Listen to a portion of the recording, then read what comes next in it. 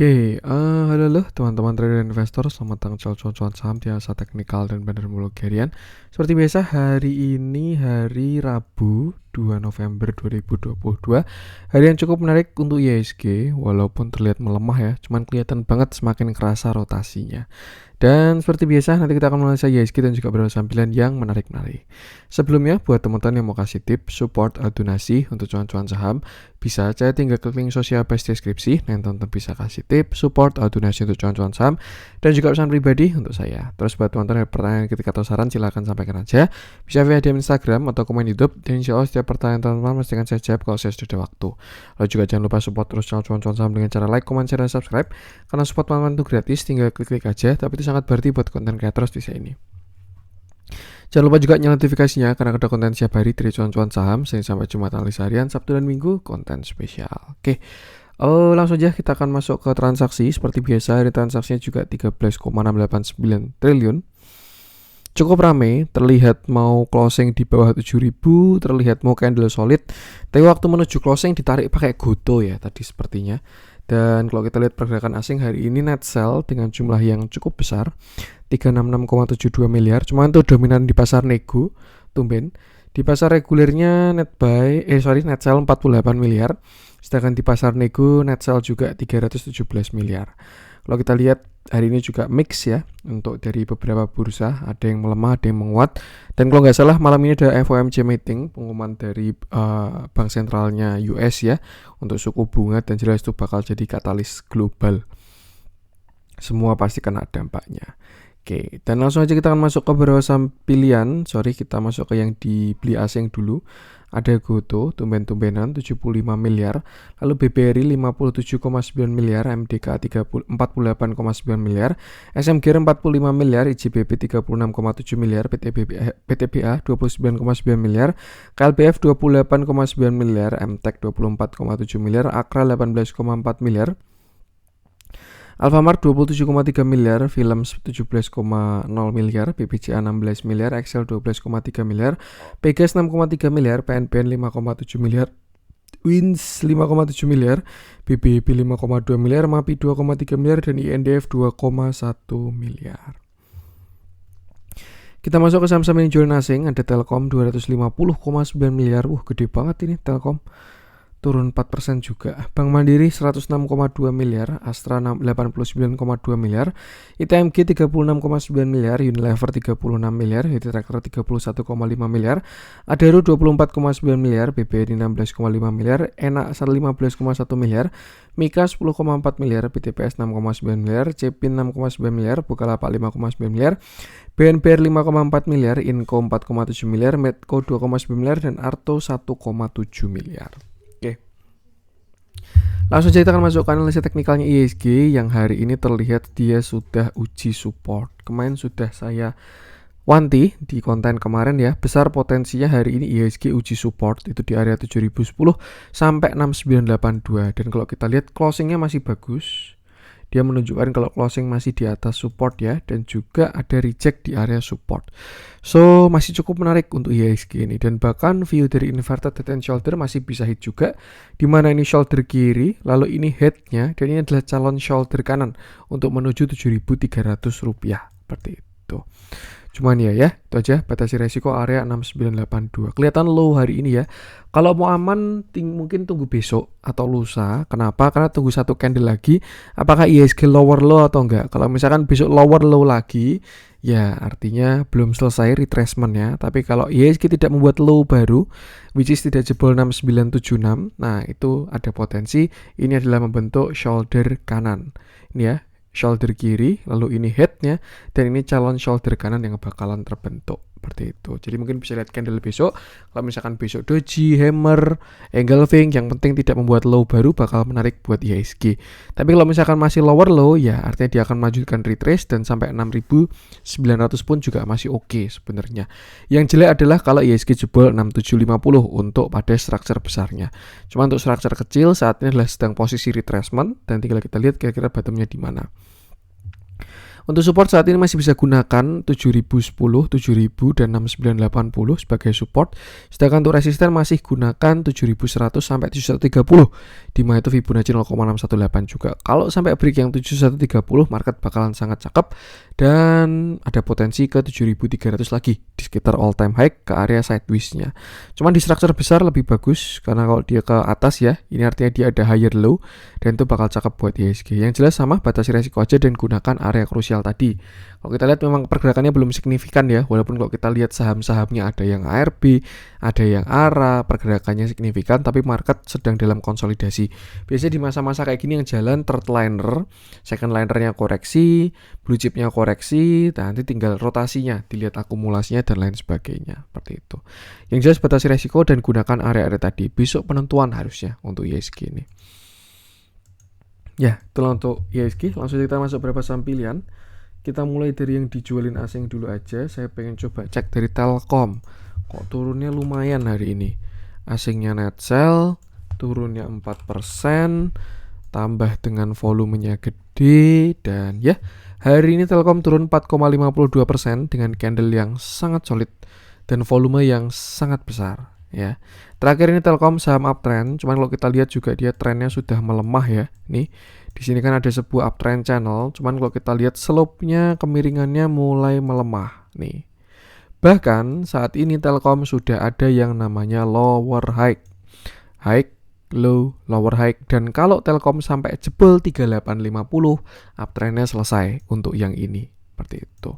Nah, terakhir kalau kita lihat struktur besar, Telkom ini juga dia terakhir uptrend, lalu sejak tahun 2017 Telkom ini downtrend dan bottom di 2020, lalu dia menguat sampai all time high lagi di 2800. Nah, saat ini kalau dilihat dari momentumnya sih arahnya entah kenapa saya lihat kok mau retracement dulu ini untuk si Telkom ini. Tuh, cuman ya amannya tunggu konfirmasinya. Konfirmasinya di mana? Yang pertama adalah di area sini. Ya. Ini 4200 adalah area krusial dari Telkom, sangat krusial bahkan kalau saya bilang. Kenapa? Karena yang pertama itu adalah uptrend line, dia ketemu di 4200, uptrend line, lalu setelah itu juga low. Artinya apa? Kalau dia sampai jebol 4200, dia bakalan lower high dan lower low pada structure kecil.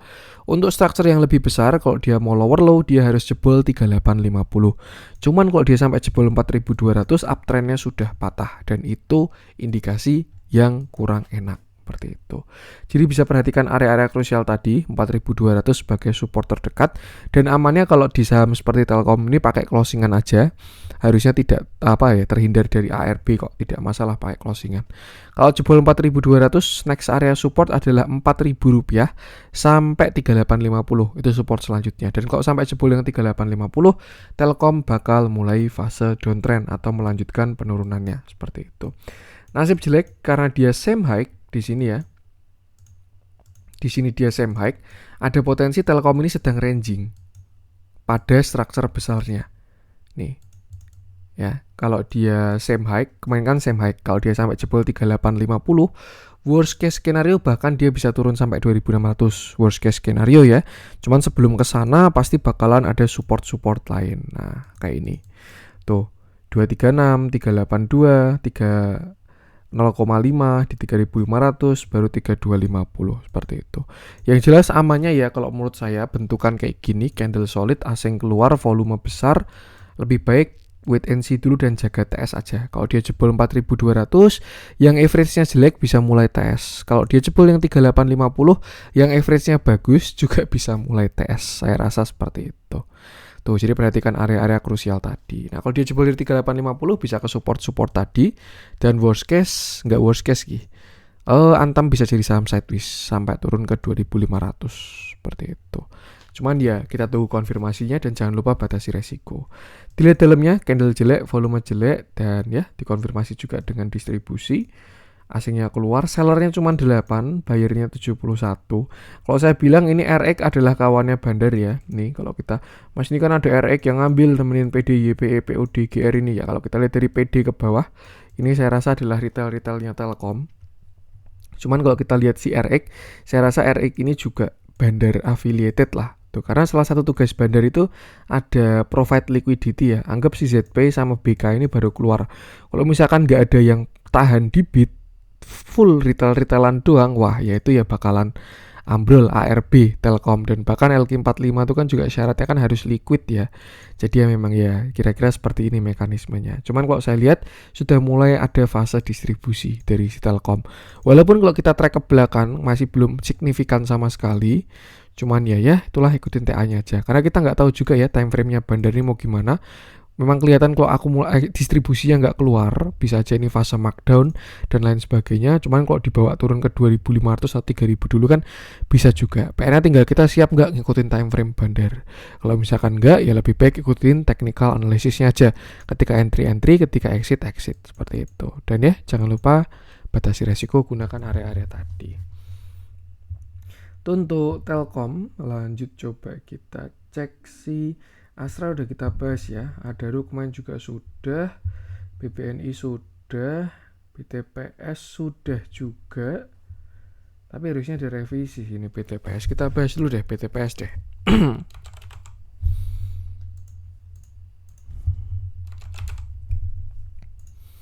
Oke, hari ini BTPS naik, dia naik 4,82% dengan candle yang solid dan volume yang sangat besar. Terakhir kita bahas BTPS itu di sini. Saya ingat konten 24 Oktober ya. Saya bahas BTPS, saya bilang karena dia gagal break 2850 dan ada reject kuat, hari selanjutnya bakalan uji support di 2700. Dan ternyata 25 Oktober BTPS langsung di cover, rebound dari support 2750 dan setelah tanggal 25 Oktober BTPS sudah bagus. Kenapa? Karena buyer sudah mendominasi. Nih ya, bisa kelihatan antara buyer dan sellernya sudah signifikan bedanya. Sebelumnya kayak masih sama lah, seller kuat, buyer kuat, tapi ketika 25 Oktober buyer sudah menang. Nih, 25 Oktober dia di cover. Ini dia pullback, volumenya sudah mulai kecil. Naik volume besar, turun volume kecil. Ya, ini sudah indikasi saham bullish ya. Dan ya, saat ini sudah terkonfirmasi BTPS sudah break high di 3050. Seperti itu. Nah, kalau kita main ke bigger view-nya dulu, kita flashback ya pembahasan kemarin. BTPS ini sedang symmetrical triangle, dia konsolidasi dan kemarin adalah bottom-nya dia, dan ya kalau dia sampai breakout dari 4100, saya rasa targetnya bakalan jauh banget untuk BTPS ini. Untuk saat ini sebenarnya perjalanan masih jauh untuk konfirmasi besarnya ya dari BTPS. Cuman sebenarnya ini awal yang bagus. Kenapa? Karena dia sudah mulai higher high, higher low dan juga sudah higher high karena dia sudah break high tuh. Maka dari itu kita bisa identifikasi uptrend channelnya. Tuh, apa ini? Pakai indikator apa tadi saya? Tren regresi ya. Maka dari itu kita bisa identifikasi uptrend channelnya, dan kalau kita lihat bahkan ya dia baru aja break high uptrend channelnya. Artinya apa? Slope bakal menguat. Siap-siap aja yang pegang BTPS bakal lebih tidak karuan, harusnya seperti itu. Mungkin dia besok bakal langsung uji symmetrical triangle, bahkan bisa juga. Nah, untuk sekarang kalau kita lihat resisten dari si BTPS ada di sini, kita bisa gunakan Fibonacci. Dan ini adalah beberapa resisten dari BTPS, dia udah break 0,5. So last stopnya adalah di sini, di sekitar 3400. Saran saya jangan FOMO ya, karena setiap kena area kuat, entah itu support atau resisten tuh pilihannya dua. Kalau nggak breakout ya rebound. Tuh, kalau misalkan besok dia breakout bakal cakep banget untuk BTPS. Tapi kalau dia gagal breakout ada potensi dia bisa pull back ke 3.000 rupiah.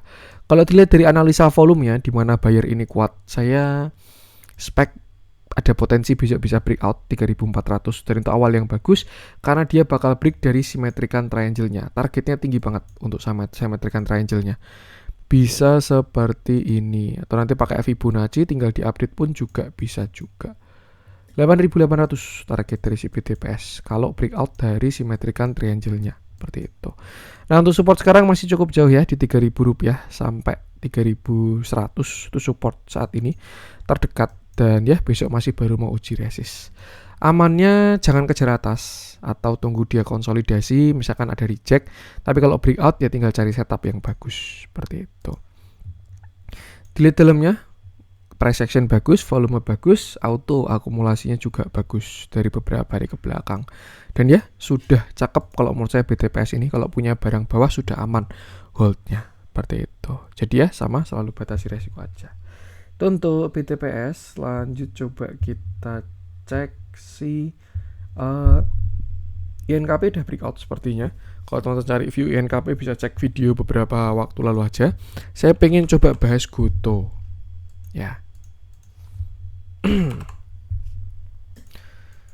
Oke, hari ini GoTo naik, dia naik 5,98% dengan candle yang solid dan volume yang kecil, tidak terlalu besar ya volumenya.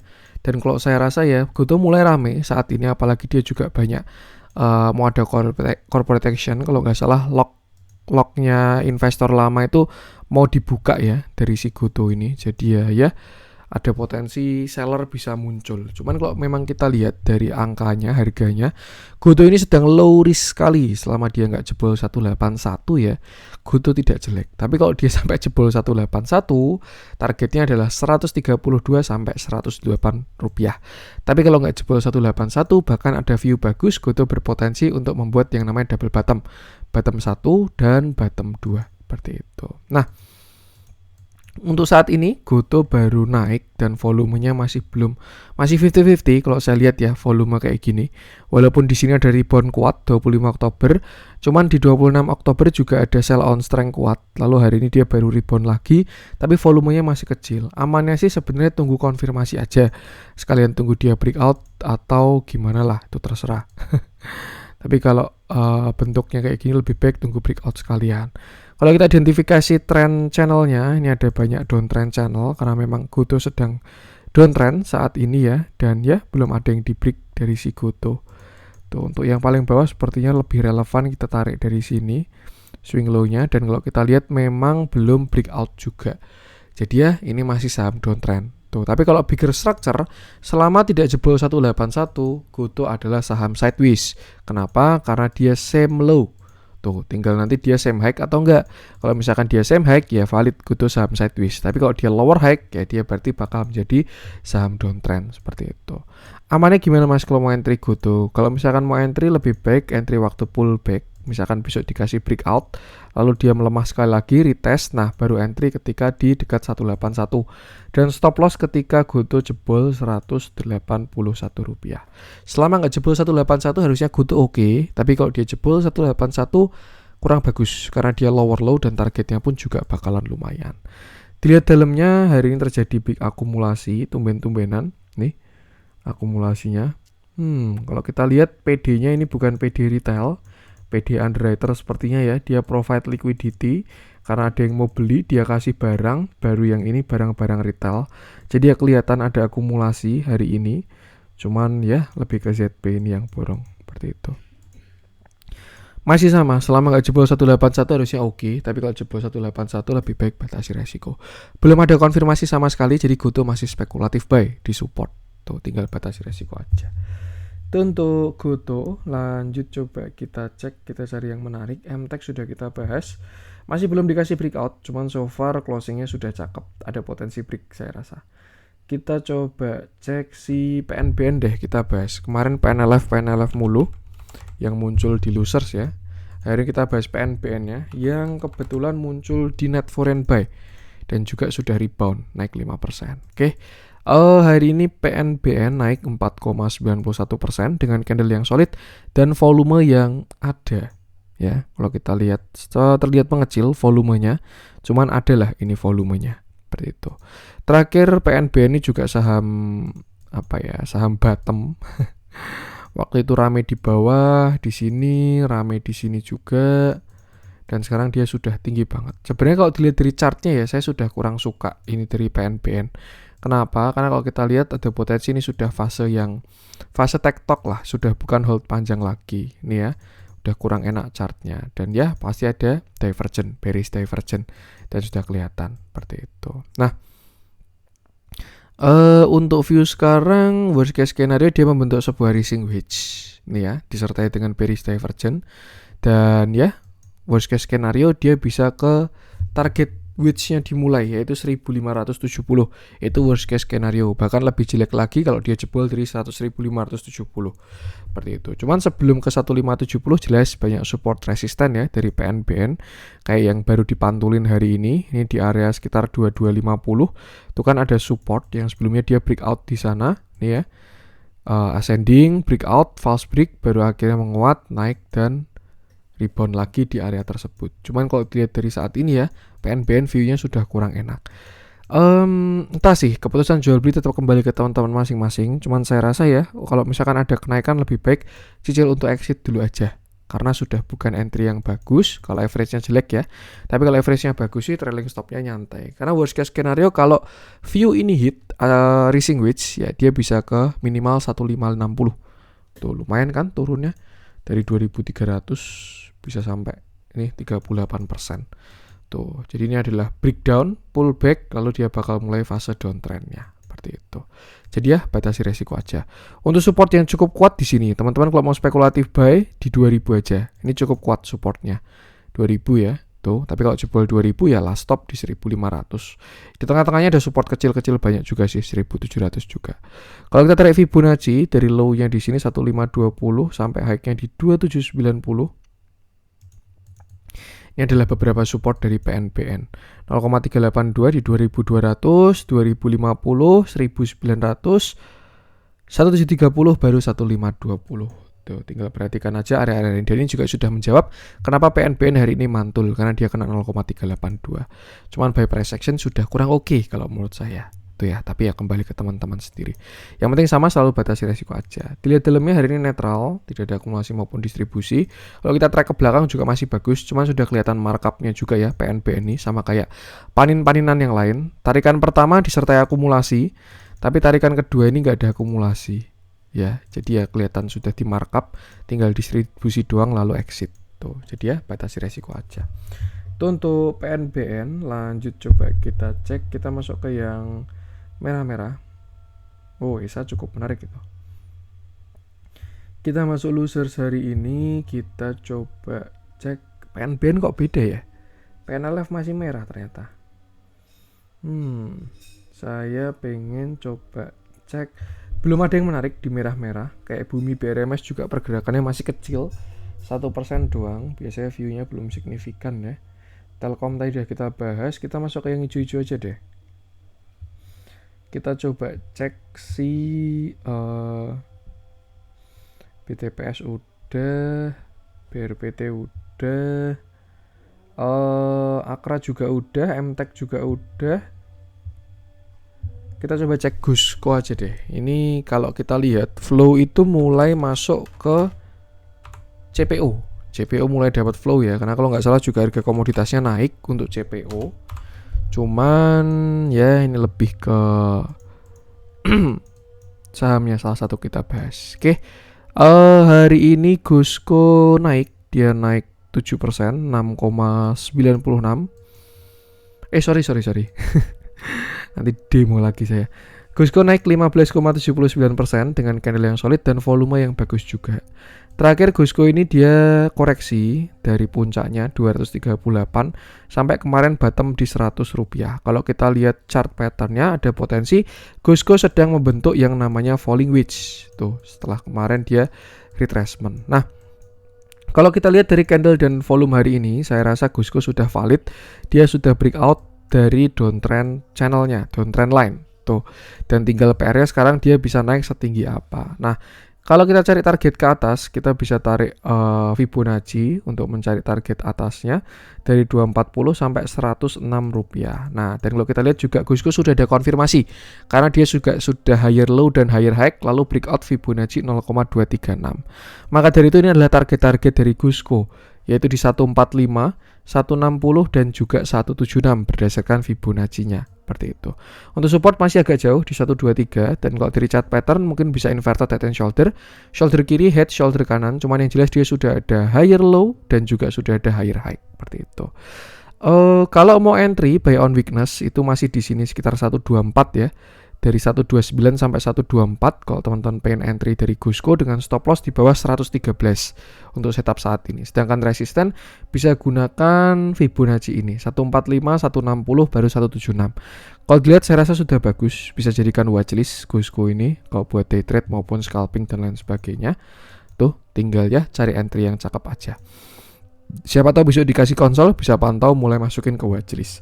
Dilihat dalamnya tidak terlihat ada akumulasi maupun distribusi, jadinya netral. Dia juga sudah mulai closing cakep. terkonfirmasi higher low higher high dengan candle yang solid juga. Sebelumnya dia kelihatan kalau kurang kuat ya naiknya ya, baru hari ini buyernya mulai cukup oke. Tuh. Cukup menarik, batasi resiko aja. Target 176, saya rasa bisa kena ini. 160 dulu deh, baru 176. Tuh, yang penting sama batasi resiko. Oke, itu untuk konten hari ini. Semoga bermanfaat. Mohon maaf kalau ada kurangnya dari saya. Jangan lupa support terus channel cuan-cuan saham dengan cara like, comment, share, dan subscribe. Karena support banget itu gratis, tapi sangat berarti buat konten kreator seperti saya ini. Oh, ada satu yang kelewatan nih. Di sini dia ada resisten cukup kuat nih. Head and shoulder ya. Shoulder kiri, head, shoulder kanan. Nah, besok jangan FOMO. Jadi, untuk Gusko, siapa tahu dia reject kuat, lebih baik buy on weakness. Oke, itu sekian dari saya. Dan salam cuan.